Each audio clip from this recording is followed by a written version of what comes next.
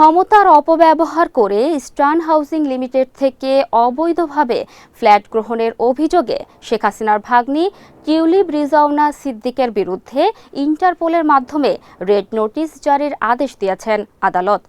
বৃহস্পতিবার ঢাকা মহানগর জ্যেষ্ঠ বিশেষ জজ আদালতের বিচারক মোহাম্মদ সাব্বির ফয়েজ দুর্নীতি দমন কমিশনের আবেদনের পর এই আদেশ দেন। বিষয়টি গণমাধ্যমকে নিশ্চিত করেছেন ঢাকা মহানগর দায়রা জজ আদালতের বেঞ্চ সহকারী মোহাম্মদ রিয়াজ হোসেন। দুদকের আবেদনে জানানো হয়, ক্ষমতার অপব্যবহার করে ইস্টার্ন হাউজিং লিমিটেড থেকে গুলশান ২ এলাকায় একটি ফ্ল্যাট অবৈধভাবে গ্রহণের অভিযোগে টিউলিপ রিজওয়ানা সিদ্দিকের বিরুদ্ধে মামলা রয়েছে।